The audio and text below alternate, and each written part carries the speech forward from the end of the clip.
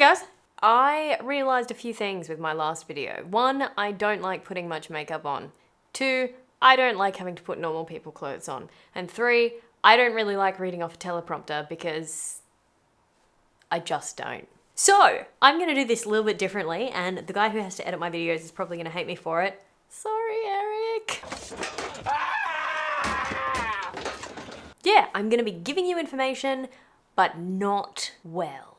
Actually, that's a lie. I'll probably be giving you information well, but not like super succinctly. This is just gonna be me and my thoughts. I'm gonna be talking about something today that I obviously do a lot because all of the videos on my channel are self-tapes. It's what I do in class every week. Self-taping for actors. So for all the people out there who aren't actors, self-taping is our version of a job audition. That is what a self-tape is. Except we do lots of them, and most of the time you never hear back from a majority of them. This has all sort of changed. Self-tapes have always been a thing, but more recently, thanks to the world of the pandemic, now that they've realized how efficient it is to send out a brief and have thousands of actors send in a tape, taping seems to be the way forward because you can see a hell of a lot more actors when you call them in for self-tapes in a shorter amount of time than you can by having to bring them all into the room. Anyway, given that, self-taping is super important, and knowing how to self-tape well, I mean, this is something I've learned because I've done photography and done filming stuff and I do it every week in class, but a lot of people don't seem to know how to do it. So I figured I would talk about it. So I'm gonna break it down into, there's generally 4 different parts. You've got the camera, you've got the lighting, you've got the background, and you've got the sound, right? That's a lot to talk about. I could talk about that for 24 hours straight. Actually, I probably can talk about it for 24 hours straight, but a long time is how long I could talk about it. So I'm just gonna talk about lighting and show you different lighting tips and tricks today, and then I'll run through the rest of them at some other time when maybe I've decided to put a little bit more makeup on and, I don't know, look like a more normal person instead of... I call this hermit chic, right? It works for me. I stay at home. I don't go anywhere. There is currently a spider trapped under a large mixing bowl at my front door because Eric has gone away filming for 2 days and I don't know what to do with it. So I literally can't leave the house because I can't get past the bowl. Anyway, lighting. Good lighting is great.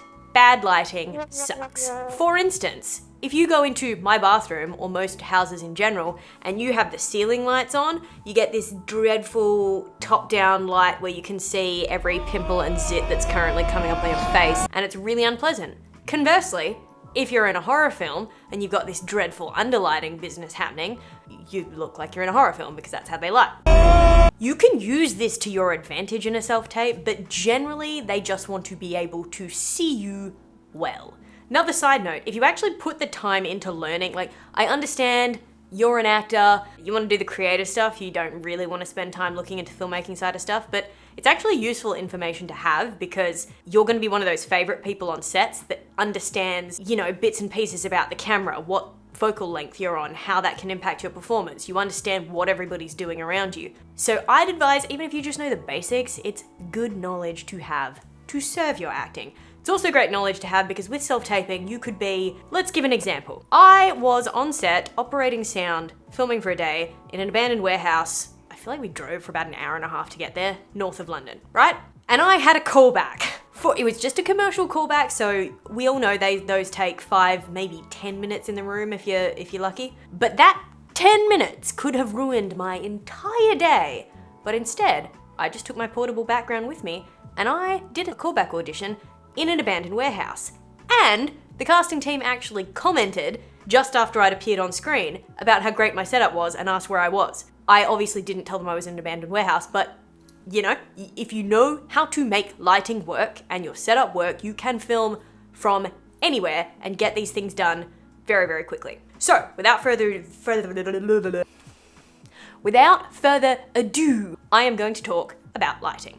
Actually, before that, there are really no rules of self-taping because we've all seen those tapes of people that have done them, on their bed or in a kitchen and they still book the role. The main rule of self-taping is do a good job acting, but you can not adhere to them if you want to, but it's slightly off-putting, right? So first of all, filming in landscape. If you film portrait, it's just gonna put them off for the first, because they're not used to that. Landscape is the way films are made. Just film landscape. Simple. Another thing, or the biggest thing as they say, is that we just want to be able to see and hear you. Not that difficult, right? you would think. Think about a movie. There was one I saw recently. It was that Christopher Nolan film that made no sense and I had to watch it twice. It was great. Tenet, that's right. I think this might be a general thing in a lot of his movies, but he likes to have the music and the sound effects really loud, so half the time I couldn't figure out what people were saying. That, in a self-tape, is bad, right? You want the sound to be loud enough that they can clearly hear you. Also, your reader. You need to consider the volume of them. If they are overpowering you, that's going to be distracting for the casting people. In terms of the picture, you want to be clear and you want to stand out. For instance, if I was standing right now on a background that was this color, I'd be a floating head. That's a bit off-putting.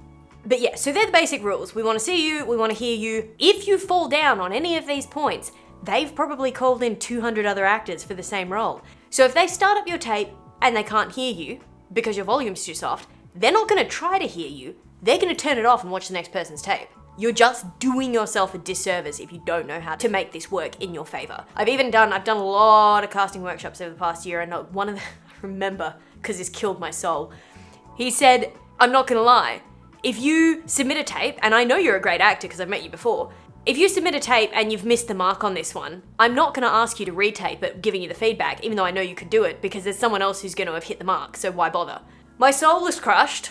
I was sad for a day. I had a quarter-life crisis.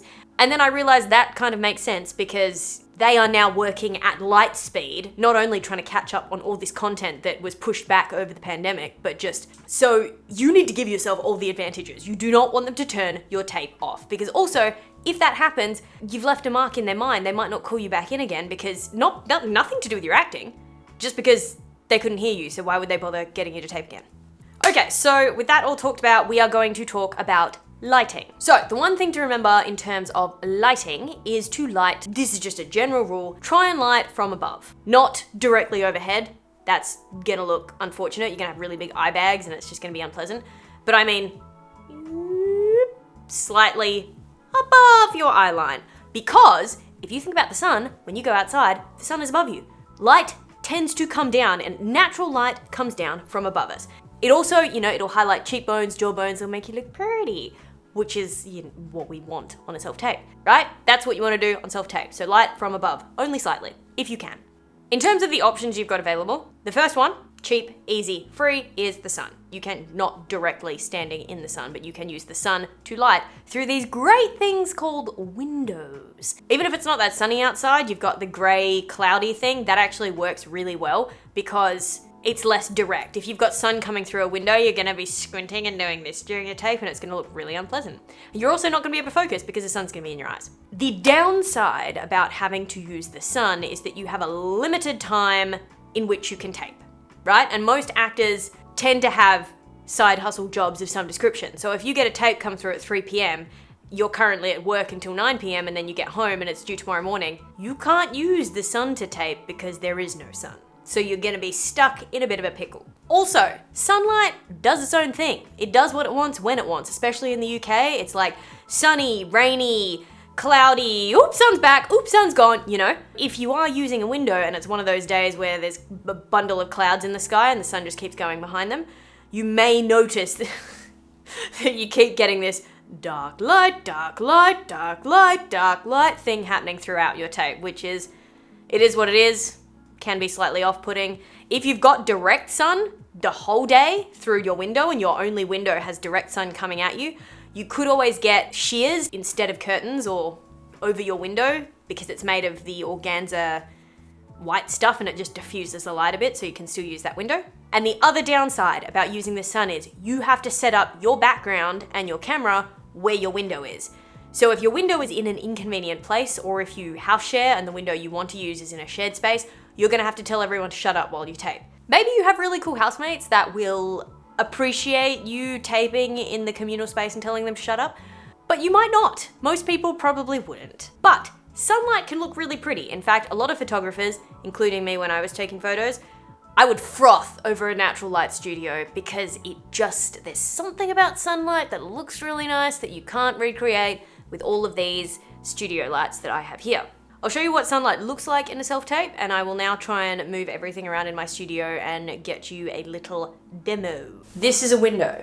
I'm going to demonstrate lighting with a window. I have had to move my chair so this chair is now almost in the middle of the room to make the most of this window. I also need to sit down because for some reason the sun is reflecting off something on the ground and therefore is coming up at me, which is unpleasant. So yeah, I will now set up and I'm gonna have to bring a background in to here so it doesn't look like this mess in the background.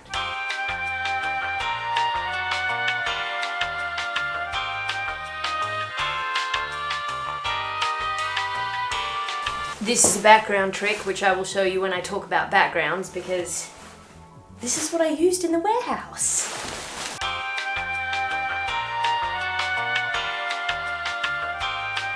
Oh hey, I look like a regular person again. Cool.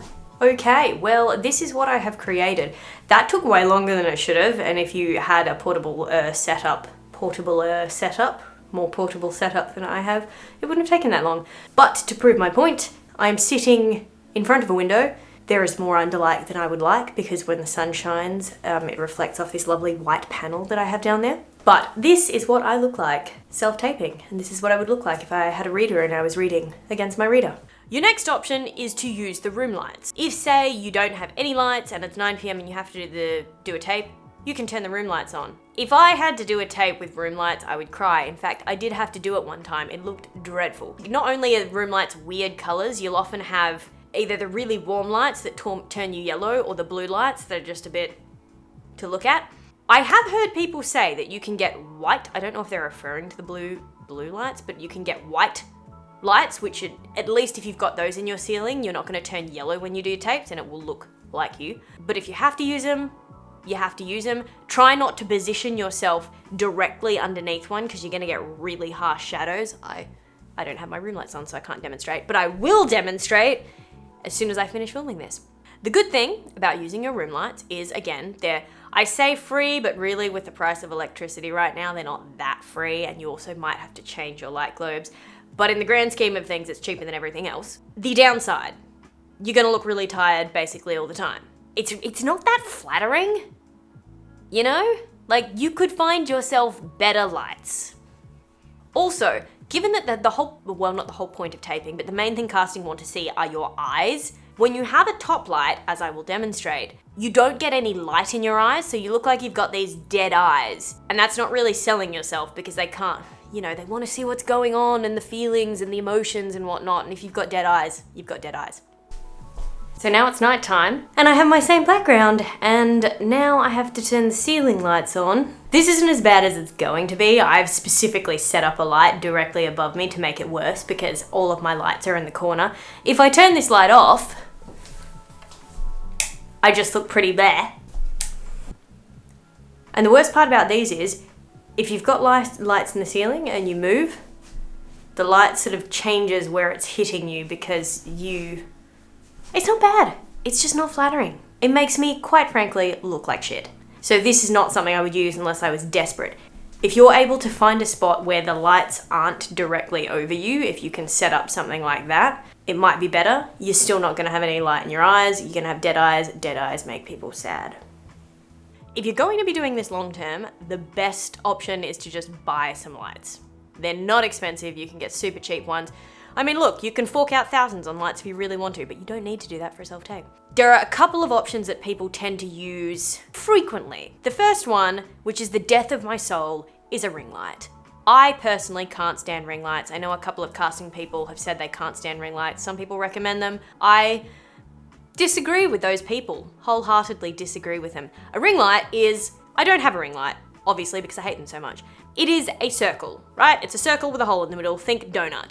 They're great because when you buy them, it's usually the stand, the light, and the phone holder comes in a pack, right? So you've got everything you need. You've got light, you've got a place to put your phone to record on if that's what you record on, you've got a tripod. Cool. A ring light sits directly in front of you, so it lights everything around your face equally, which I think is why people like them because it makes you look flawless. However, you get this weird little alien ring in your eyeballs and it is so off-putting. I don't know if that's just because I've done a lot of photography and film stuff and lighting and whatnot, but never in film do you see people with a little alien ring in their eye because they don't use ring lights in film.